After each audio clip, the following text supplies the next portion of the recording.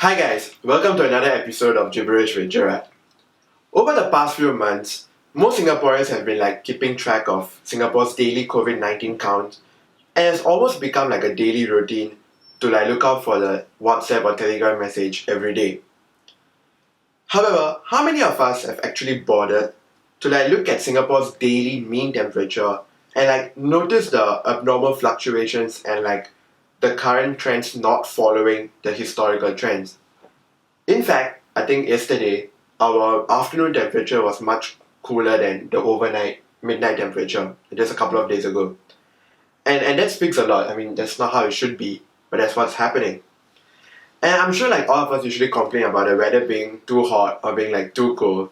Okay, maybe the latter not so much, but still, have you done anything beyond complaining?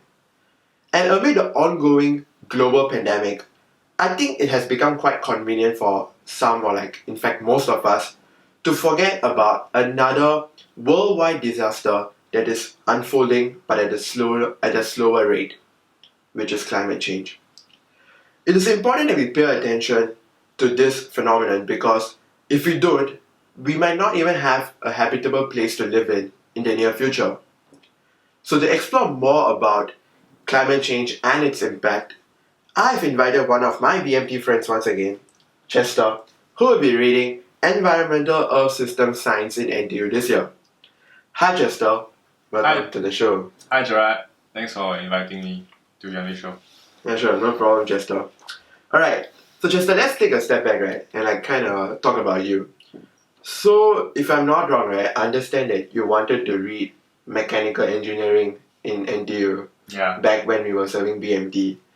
And now you're reading something that's completely different. It's like a total, it's like a, I don't know, 180-degree flip. Yeah, that's right. So how did this all happen? Can you explain this process of I don't know, your discovery journey or something? Yeah, I think for myself personally, since young, I really enjoyed being around nature and just my parents would bring me to the zoo, bring me to bird park. I always enjoyed those trips. I just watch the birds and then looking at animals really makes me very excited since a young age lah. And also one of the main things I did growing up was also watch nature documentaries. Okay. Especially those narrated by David Attenborough, the man himself. Then those really inspired me, just seeing how wonderful the our environment actually is, kind of thing. So I actually ended up choosing mechanical engineering as a practical reason, because as we all know in Singapore, we parents will always teach us you want to have a stable job, you want to have a decent income, you don't want to graduate and then come out and then scramble to find a job, that kind of thing. So it's very rare. I can see why it's rare to for a Singaporean to just choose something that's not as relevant in the industry. It's not the norm in Singaporean context. Yes. So ultimately, because during the period of NS, I actually went through quite a bit of things. So I think just to give a brief summary, I went to the 1975 concert. So during that concert, actually very interesting thing that happened was during the intermission, the band actually played a short snippet of Greta Thunberg's speech. I think the band actually recorded a new speech with her personally, in the studio. Separate from the UN one. Yeah, correct. So I think that really struck a chord with me. I was really getting goosebumps as I was listening to the thing, in the middle of middle of a rock concert, that kind of thing. So that was that, and then I also got back in touch with one of my friends who is studying NUS Bachelor of Environmental Studies. So she was actually telling me hey, seems because she actually saw me post a lot of things on Instagram about nature and bird watching. I actually went bird watching with her last time Yeah, then she was telling me like, hey, why not you like consider like these courses? So actually, at the point in time when I went for mechanical engineering, I actually considered. It's just that like very practical reasons I had to make the tough decision at that point in time.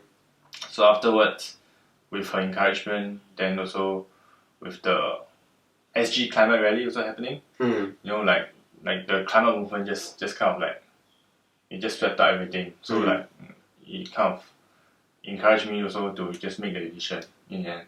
Yeah. I mean, I think it's a commendable thing lah, because it's one thing to like something, to be passionate about something, but it's a totally different ball game to actually take it up and like study it and like try to build a career out of it. So Yeah. I think it's like a good thing.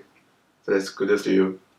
But so you mentioned about Instagram stories, right? And I think we cannot go on with this podcast without talking about your Instagram stories, because I feel you are like one of the more active personnel out there who's like constantly sharing a lot of like interesting and like thought-provoking posts about climate change. Like I've seen you post a lot of like infographics, and it's very short and sweet, so you can just like you just click next, you kind of get what's happening, and it's like a good you kind of feel enlightened. I mean, I'm not sure how the others felt, but I felt quite enlightened after reading some of your Instagram stories, and I felt that was a very once again, it's a very commendable thing to do. But where do you like get time to like constantly kind of like advocate such kind these kind of things on social media? Like, do you even consider yourself like the term social media activist, something that I like spoke about a few episodes ago?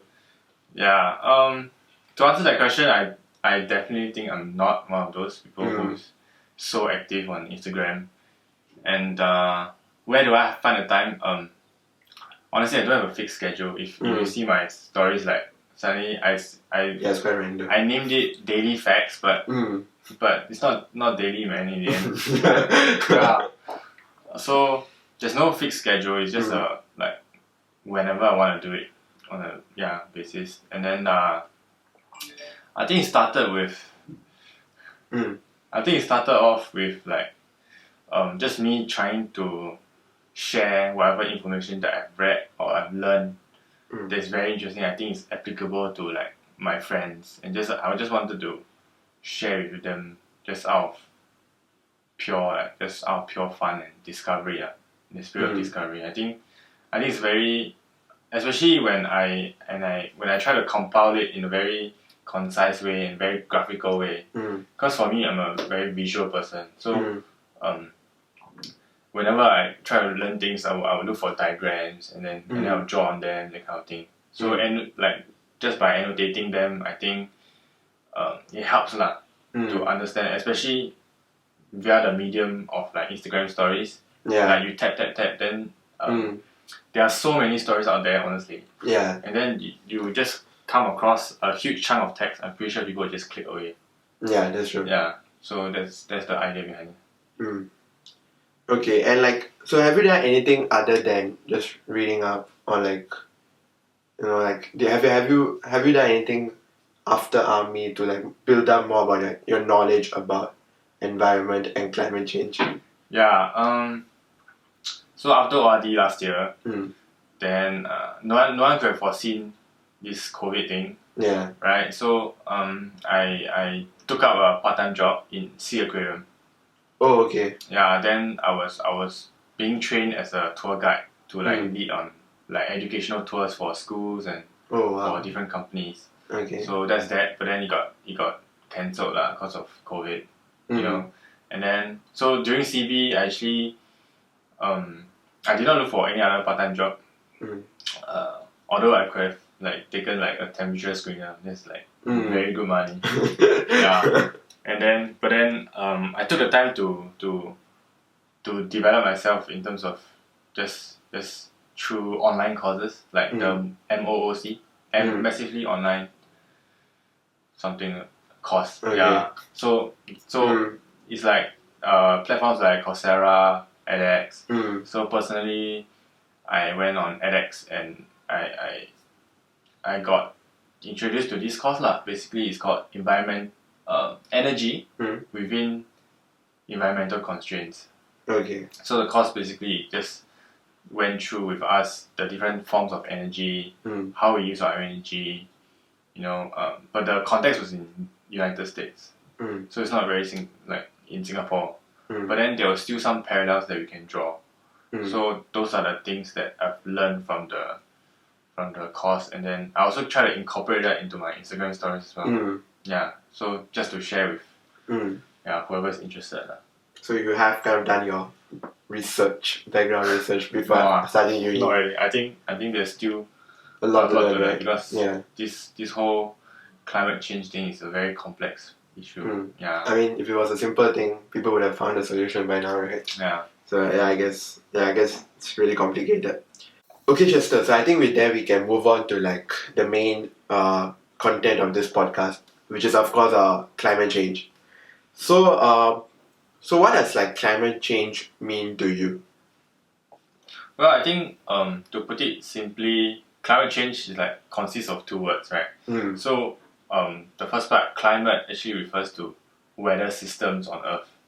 Okay. So actually, like no matter where you are on Earth, there's always a different climate characteristics to study about. So that's what the climate refers to. And for the change, it's just how the system evolves over time. Okay. Yeah. So when you combine it together, basically it shows is throughout the entire history of Earth, how does our weather systems evolve. So essentially that's it. So it does not actually refers to just within the human history, but like actually throughout. So climate change has been happening for like millions of years. Yeah, because there's actually a scientific theory which is called the Milankovitch theory. Okay. Which is it explains how weather systems, as we're used to, because we always talk about weather as the four seasons, like spring, summer, autumn, winter. So but this theory actually talks about climate that evolves on time scale that is millions of years. Okay. Yeah. So the way it works is there are three main parts. Yeah. First one is about how the Earth, because it looks at how the Earth is oriented in space. Okay. Like the solar system. So it's very technical, but I don't get too technical to this. But basically, it got to do with how the Earth rotates and how the Earth evolves around the sun. Because as we all know, the Earth orbits around the sun, right? But it's not like a perfect circle. So in certain time periods, like the Earth will actually be closer to the sun. That will cause the climate obviously to be warmer. And if it's further away from the sun, then it will be cooler. So the warmer and cooler periods actually changes and varies over millions of years. Okay. So that's what part of the theory lah. Yeah. So basically you're saying like climate change has existed for millions of years, right? But why do you think it's gaining a lot of like traction nowadays compared to like maybe like 100 years ago? Because I'm pretty sure 100 years ago the people would have experienced a certain like the same climate change effects, but maybe a bit more toned down back then. Yeah. And but why do you think it's being talked about so much now compared to as I said, 100 years ago? I think mainly I can think of is two reasons. First one is definitely as we all know, the Industrial Revolution. So with the onset of all the machines, steam engines, the way we produce energy from burning coal. So all these contributed to excess greenhouse gases and emissions. So our humans actually have a big impact ever since the start of Industrial Revolution. And then second thing, I would believe that is because of the way technology is evolving today. So because 100 years ago we don't have technology such as satellites, we don't have International Space Station, all these. Then also we have advanced imaging sensory systems that are able to detect and predict weather patterns, things like that. So those are actually very crucial to climate research And I think that's why people are like kind of understanding more and also paying more attention to this issue. Yeah. Okay, I just want to like sidetrack a bit. Yeah. So basically, I think climate change is a natural phenomenon. Yes. So it's like nothing wrong with it.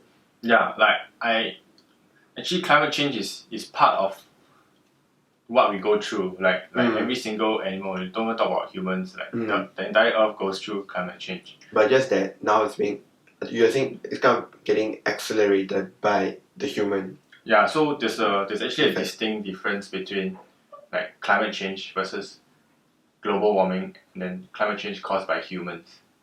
Okay. So, but there's actually a lot of ongoing debate lah. But I won't go into that because it's honestly it's a science. So you know a lot of research is being done, a lot of discussions are being made also. So things changes every day also.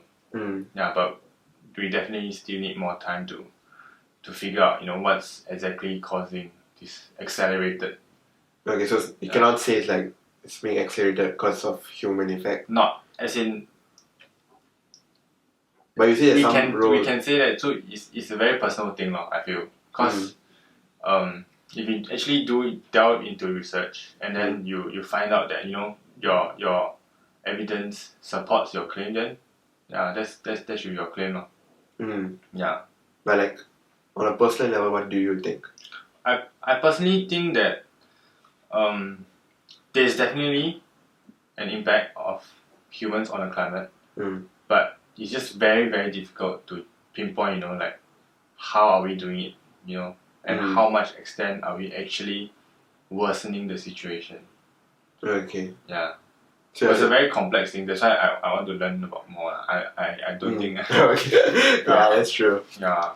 Okay, so so now we know kind of like what climate change is about. Yeah. So what are some of the things that we are facing in the world right now, like globally? I think as our audience would know, like all these terms are also being thrown around, like sea level rise, or in certain places also sea levels actually decreases, like contrary to what we know lah. Because as we all know, like the ocean is actually evenly spread around the earth. So in certain places, like things like gravitational pull actually affects the water body differently. Okay. So in some places the water level might rise. Some places the water level actually would decrease. So that's one interesting thing. And then we also have very erratic weather patterns. So for example, like monsoons, right? The onset of monsoon can come earlier or can come later. Then this will have a very large impact on like the community that rely on monsoons for their livelihood. Yeah, and then also I remember recently I read an article on how I think the continent of Africa as well as India they are affected by unprecedented like pest swarms. So like locust swarms that they actually like just fly and then devastate their crops. Yeah, and then that you can imagine how big of an impact all these very drastic weather examples lah. Yeah. So these are like okay. I mean, are these like kind of expected, or would you say it's like very unexpected? I think, especially this year, we start to see like a variety of different things happening that are actually unprecedented. So there's no historical data, there's no past records of it happening. So I would say things are changing, definitely, like, and it's getting harder and harder to predict what's gonna happen next. Yeah, with the current rate of. Okay, I think we can also talk about like something that happened this year, but I think a lot of people might have forgotten. It's the Australian bushfires that happened like earlier this year. Yeah. And I mean, it seems like a long time ago because of COVID, but it was quite recent. And I think this year was like very devastating, right, as compared to like the previous years. Yeah, I think like bushfires in general are like a natural Yeah. like a natural kind of an event, which is actually quite helpful for like the environment itself, right? Because it's kind of like a renewal of like the systems and whatever not. Correct. Yeah, So, but I think once it passes a certain threshold, that becomes really bad for the environment, as we witnessed earlier. yeah, I think I can compare with like the Amazon rainforest fires. Mm. And like in fact, like every year there's actually forest fires happening in Amazon rainforest. Mm. So like in fact, like as we're speaking now, like the forests are actually just burning away. Mm. To clarify, like I think forest fires are actually a very natural process. It's a cycle that forest system go through. So to like when there's a fire, right, the nutrients of the trees and like plants, right, are actually broken down. So it goes back into the soil. Okay. Which allows like new saplings, new plants to grow, and then the forest actually gets healthier over time. Yeah, so but then there's a very clear difference between like natural forest fires and then like human exacerbated fires or like deforestation even. And especially in like the context of the Amazon rainforest, because as we all know, the Brazil government is actually, I believe, is not very like conscious about protecting their forests. There are a lot of their policies are actually just very, it just doesn't make sense honestly, because the government actually faces a lot of public pressure to change their policy and protect their rainforest, because as we all know, like the Amazon rainforest is actually like one of the most famous rainforest areas, right? Yeah. And it's very, very vital to biodiversity and things like that. There are actually a lot of species there waiting to be discovered. Yeah. So the protection of is that the largest carbon sinker? Yeah, it's one of the largest carbon sinkers. So without that, I think there'll be a huge issue for all of us in terms of combating global warming and climate change and stuff. Yeah. Okay, so what do you think about sort of like climate change in general, like in terms of sustainability? I think that's a very good point you raised. Because climate change is actually just an aspect within environmental issues. Okay. So when actually there's a term coined by UN, the United Nations, called sustainable development, right? So their definition of sustainable development actually refers to how we need to continue progressing in a rate that which it will not affect or cause any degradation or like impact on the later generations which will come after us. So like basically for our children So I think that's a very important concept, and actually splits into three pillars. One of it is environmental, right? Then the other two will be social as well as economic. Okay. Yeah, so I personally feel that should be the way to go, because it's very like the climate change issue, like it's important, but the more important way is how for humanity to progress forward sustainably, which means that we have to think of it like holistically. So like to look at all three aspects and like try to balance it. Yeah. In order to get like the overall intended sustainable effect. Yeah, so that's the biggest challenge, I would say. Okay, so I mean we have spoken a lot about like on a global level. I think let's like scale it down and let's focus on things that are more like local. Relevant in a local kind of scenario. Yeah. So I think in Singapore, right, if I'm not wrong, Singapore is like one of those last few countries in Southeast Asia that still consumes plastic at a very high rate.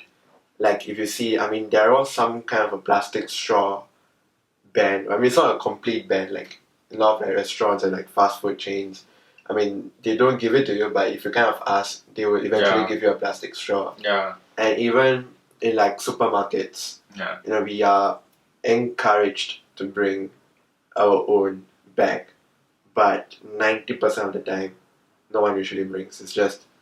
We're just using plastic bags.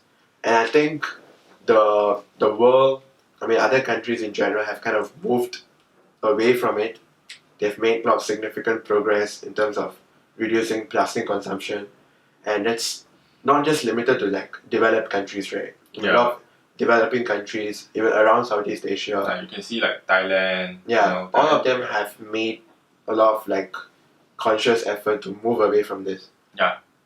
But Singapore is still stuck on this thing. What is your take on that? I think there are a lot of things to tackle. Firstly, I think Singapore has been doing a decent job, I would say. You know, there are actually a lot of things that our government has been focusing on, and I think climate activists would obviously, you know, they will still feel that insufficient things are being done. So let's just talk about like the plastic consumption. I think in terms of reusing them and recycling, like it's not, because reducing our environmental footprint is not just about, you know, using less. It can be in the form of reusing things that you can reinvent it in a new way so that you can keep it as long as possible, and you can also like recycle it. So on this part, on the recycling rate in Singapore, I feel that I'm not very aware of the actual numbers, but I feel that for me personally, I see in my neighborhood, right, the recycling bins, the blue ones, are always filled with like random rubbish. You know, like there's no deliberation in whatever you're putting inside. I see the residents just dump like all kinds of things. Some things are not even like recyclable, like styrofoam, like those are just meant to be in the dustbin.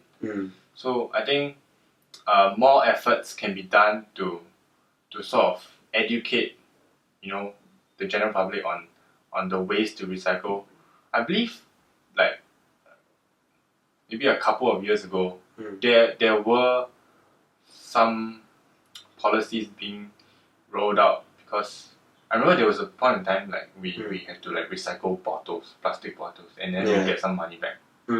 Yeah, so that was okay, but I don't know why it just faded out. Yeah. Actually, I think it's like quite a relevant point you mentioned about recycling rates, because I think it kind of creates a false sense of like illusion amongst like Singapore residents, right? That if you just throw your rubbish into the blue dustbin, you have done your part in helping to recycle and helping to like overcome this entire issue kind of thing. Like you feel like you have played your part.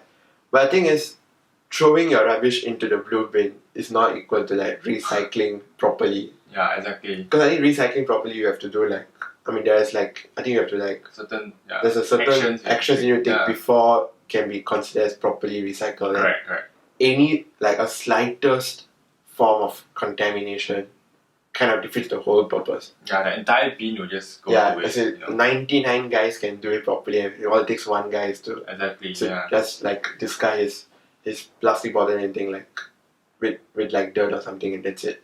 Kind of spoils the whole effort.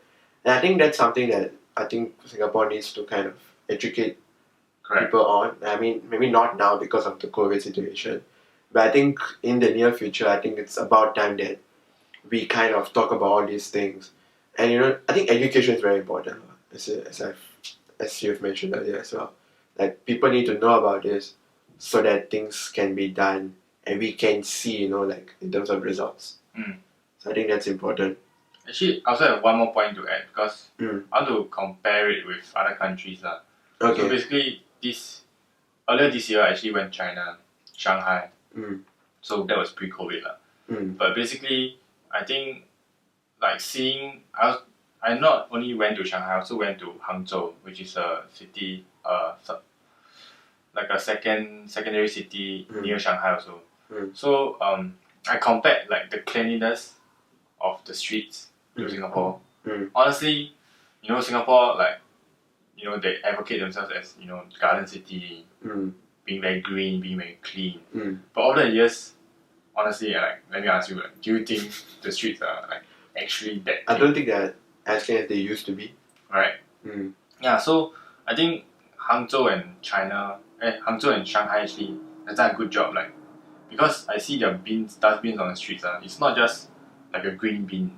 It's actually a module. So they actually built like the recycling concepts within the dustbins. Okay. So actually they actually section out different modules lah. So they have plastic waste. They categorize it into paper waste and even like food waste. So like it's honestly very intuitive.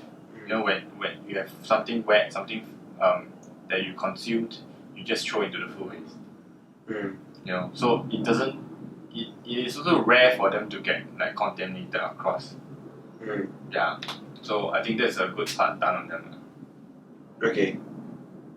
So the next thing I think we need to talk about is carbon tax. Okay. So if I'm not wrong, I think Singapore charges quite a low amount. $5 per ton? $5 per. Oh, Is it per ton? $5. Yeah, $5 per ton of greenhouse gases that's released, right? Think about that. That's $5. That's extremely. But I don't know what to say. I mean, on one end, it kind of makes sense from an economic point of view, right? Yeah. Because from an economic point of view, because of Singapore, I mean, I think they want to attract like those MNCs and stuff. So it's definitely viable for like big companies to invest in Singapore because the policies are so lenient.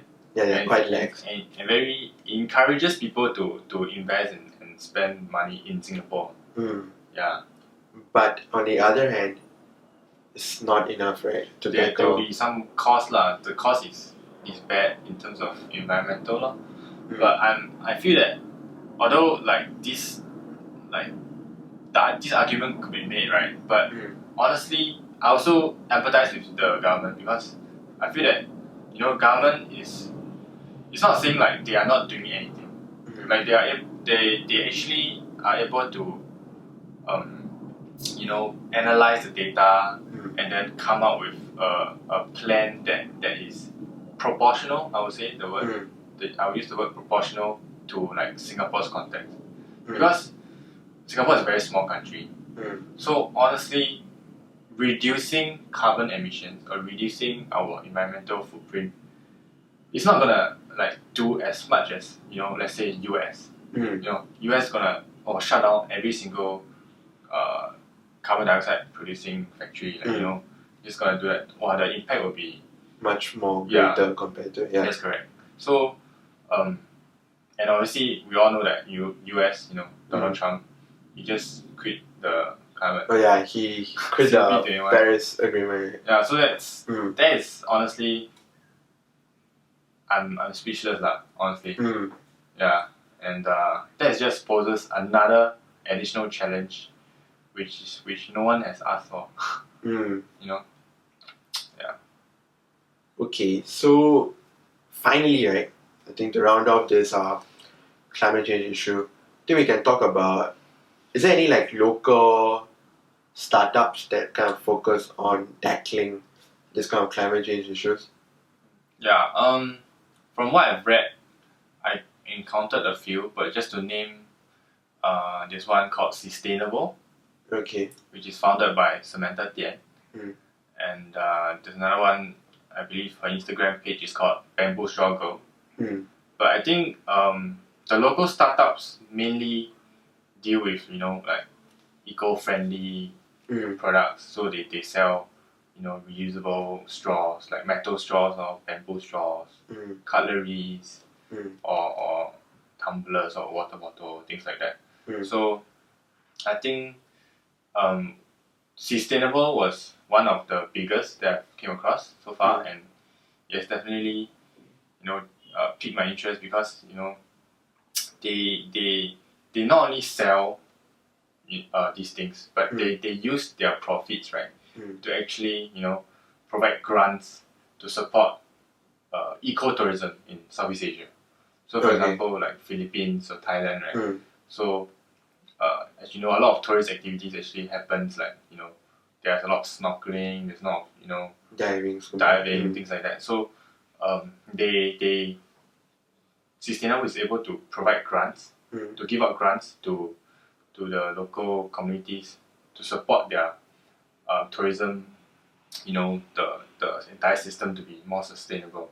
So that's a very interesting example. But do you think there's enough traction for these kind of startups in Singapore? Because personally, I've not heard of sustainable till this recording. So do you think there's enough being done? Do you think there's this whole businesses that are related to environment, have they gained enough as I said, traction among Singaporeans?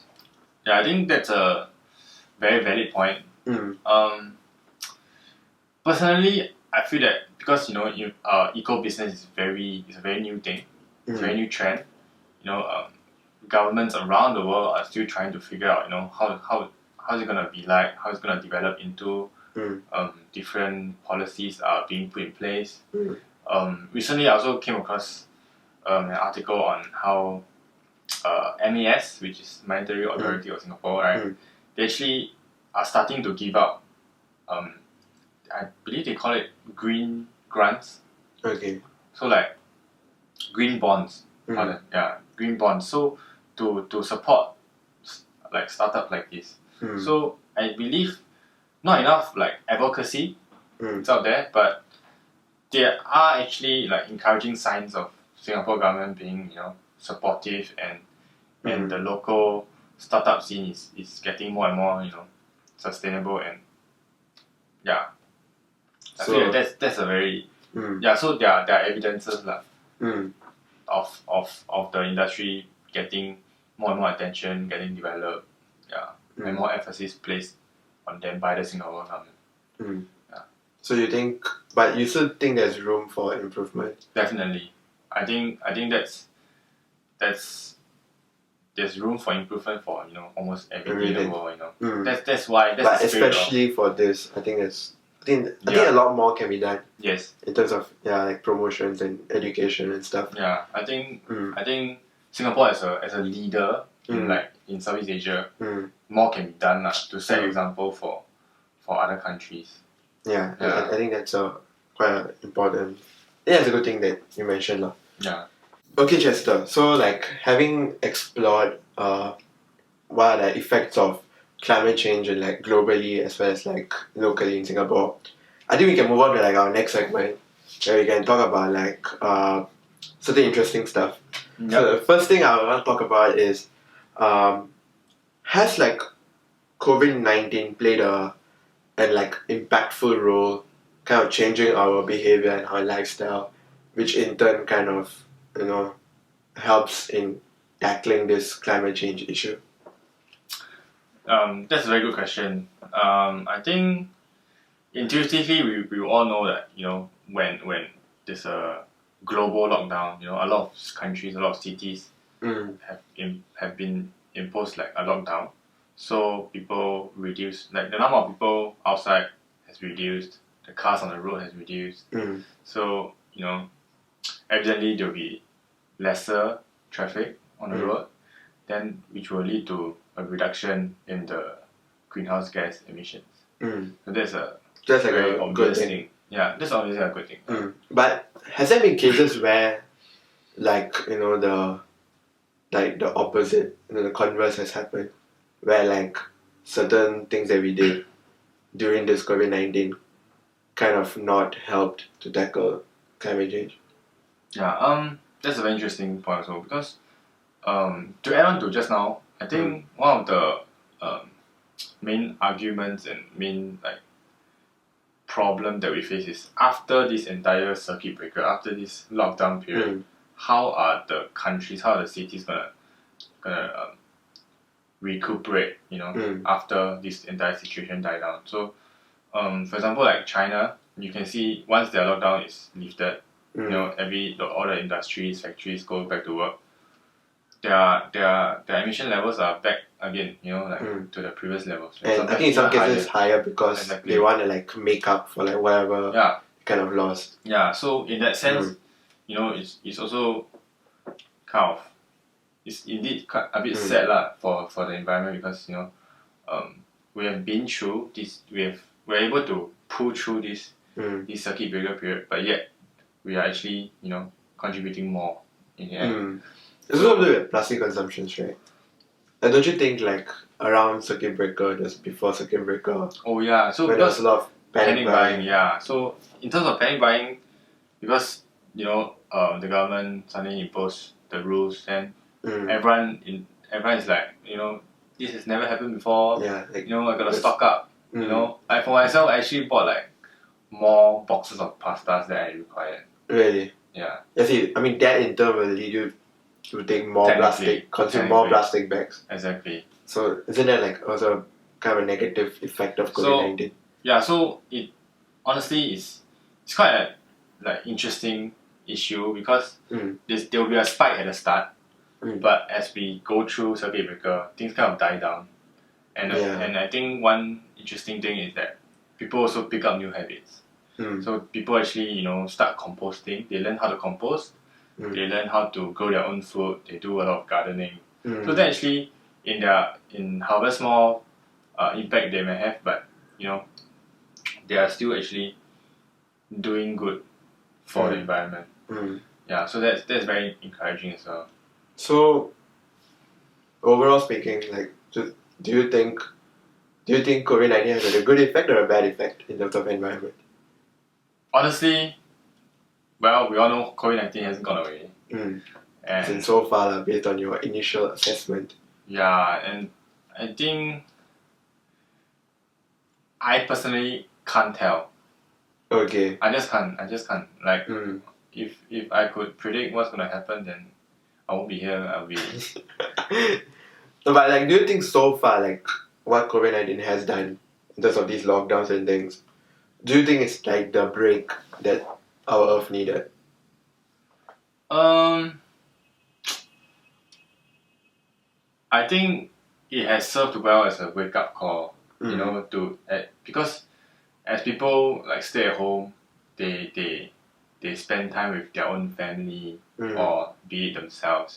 They reflect a lot. Like there are a lot of trends that show that during the lockdown period, people actually spend more time thinking and then just reflecting on issues, not only for themselves but also like on a global level. Yeah, I think in Singapore it was even more because of the elections, right? Yeah. And I think there's a lot more focus on like these kind of policies. Yeah, correct. And I think climate change was kind of the center of all these arguments as well. Yeah. So I think it was kind of good, like overall. Yeah, especially with the younger generation, I feel like everyone is very active on social media. Yeah. And this whole climate problem, this whole climate issue is widely discussed, and I think that's a very good sign. So in rather indirect way, I think COVID-19 has kind of helped us to look at these issues.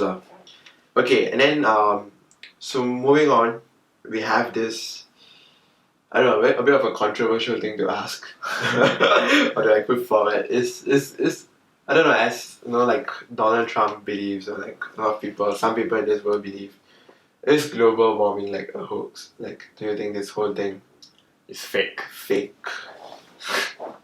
I think it's obviously not fake.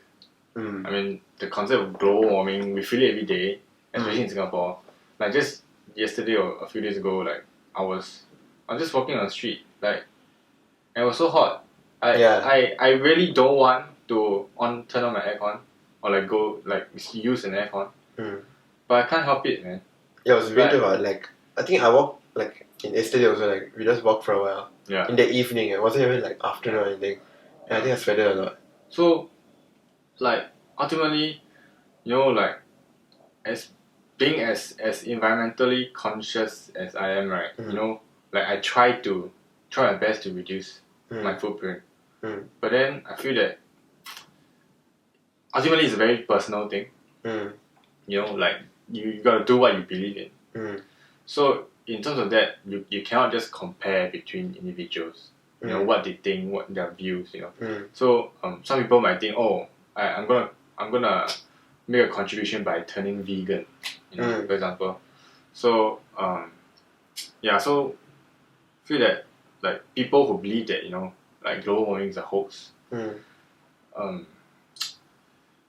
they can subscribe to what they want to believe in, but I mean, scientific data has proven that the mean temperatures are actually going up, and if you don't do anything about it, then well, we're gonna suffer together, honestly.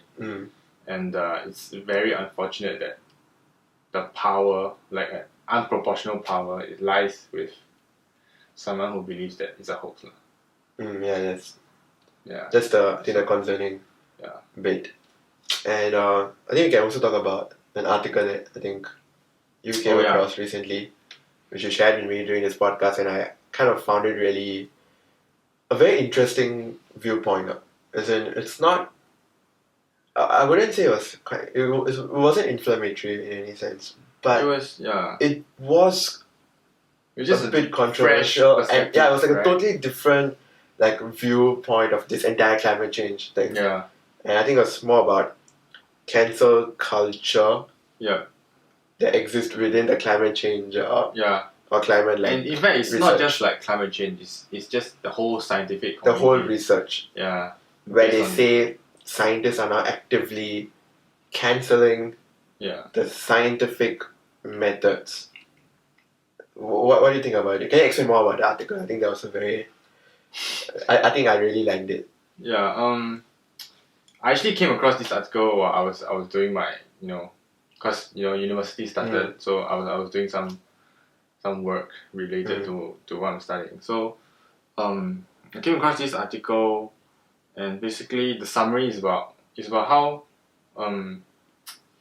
climate scientists are no longer staying true to the what we know as the scientific method, which is observing the environment, and then you throw out a question, you throw out a hypothesis, and then you go design an experiment to test whether what you claim is true.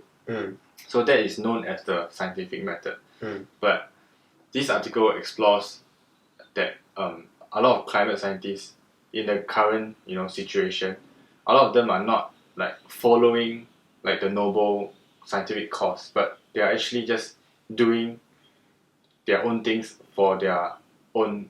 They are prioritizing their own needs and wants. So, for example, because climate change has this very complex relationship with politics also. Because a lot of climate scientists are on this side. They're arguing with the policymakers to do whatever they can. So often than not, we see a clear distinction, two parties. So sometimes it's so these climate scientists will they do certain things such as they can manipulate their data. They can just do whatever they can to change their to change the narrative. To change the narrative, and also to just put out things that were they are not necessarily scientific, but it's just for their own sake. So it kind of disrupts this whole discussion between what is actually what we are supposed to do to combat climate change, and it kind of so it throws this in fact my whole definition of my whole understanding of how this climate change debate has been evolving. It just threw the whole thing off for me. Yeah, that's true, because I mean you kind of feel, because a lot of focus from these climate researchers, right, kind of has been on to blaming, not really blaming, but kind of telling that humans are one of the reasons why this whole climate change thing has been accelerated, and we need to do something about it. And I think if they were to kind of ignore the scientific method and just actively bring out that point, because they believe that doing that might cause people to in fact stop using some stuff and try to help the environment in one way or another. But it's become more like a counterintuitive kind of thing. As in, that's what they wanted to happen. But when such a news comes out, or when people hear about it, as you say, it kind of throws everyone off and kind of makes you question whether whatever you kind of believed in till now? Is it true? Does it still hold true? Or is it just, have I been believing in something that was created by a group of people who just wanted to just bring out this point? So it's like a very, very, I don't know, I mean, it's like two sides to this entire issue, and I feel a lot more has to be like kind of discovered. And certainly this viewpoint is not something that I have heard about. It's not something that I've come across. I didn't expect to come across such a thing. Same here. And I think it really it shed like a different light on this entire issue. Yeah. And also I think it's kind of helped me to like also go and research more. So I think that was a good thing. Yeah. Okay, so I think with that we can move to conclusion. So so to conclude, what have you learned so far? Well, I think to sum it up in just a sentence, I think you know the entire issue about climate change, sustainable development, you know, caring about the environment is a very daunting task for humanity. Like because it's so complex, you know. Like as I delve more deeply into it, right, I realized that you know it's not just about caring about Mother Earth. It's not just about you know being environmentally conscious, but being able to actually inspire a change, right, requires more than that. It requires you know a lot of social considerations, or even you know in terms of policymakers, you need to evaluate you know how certain policies will end up. You know how much money you gotta put in. You know all these are very practical considerations. You know, so those are actually what's stopping us. And I believe it can be overcome, but you know like it just takes time long. You know. It's very hard to find like to strike the balance, I think. Yeah. And there are going to be trade-offs. So that's what makes it so complex and intriguing for me, because you know it's got to do with multidisciplinary collaboration and just work between multiple groups of people just to make something work. Yeah, because like climate change does not have like one definitive answer or approach to kind of tackle it. And I think I think that's what makes this whole thing so complex, right? And so difficult to like really combat. And so finally, what would you like to see in the future when it comes to like Singapore or like maybe those big countries, you know, like India, US, China? What do you want to see, or what do you expect from these countries, or on a more personal level, like individuals? What do you expect to see in the future? I think on a global level, I feel like the Paris climate, you know, the agreement, Paris Agreement, has been a good step forward, right? So I think definitely I want to see, you know, hopefully, fingers crossed, something happens to US so that they wake up their mind. And you know, on a global level, because ultimately you really depend on the big economies, and actually it's very encouraging to see you know countries. I'm not saying they're doing enough, but they are doing something, and it's improving every single day. So as the ongoing climate research is going on, then like we're also not sure, because it's such a new field, right? We're also not sure of what exactly needs to be done, and then because it's a long-term thing, like what we do now, we might not see the impacts tomorrow. You know, what we do now, you'll probably take like 50 years down the road. So the nature of this issue actually it complicates a lot of things. You know, like being I believe a lot of people, you know, like I can just say like capitalistic people, you know, they can't think so far for the good of humanity. You know, sometimes people have like different priorities. You know, so we gotta account for that. So I would like to see more collaboration between countries.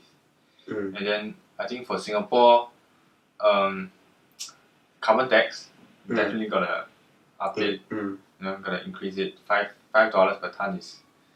It's honestly a shock to me, lah. It's a shock to me. Like I didn't know until I searched it up. Yeah, and one good thing that the government has done is set aside $100 billion for the flood and coastal management plan, I think. Yeah, so they are doing a lot to mitigate the impacts, but more can be done to be a leader in terms of reducing the impact. It's not just about like waiting for climate change to happen and then we adapt to it. It's more about encouraging people around the world to just prevent it happening in the first place. Yeah, and by it I mean like being exacerbated by human. Yeah, so that's what I would like. That's what I would like to see in the future.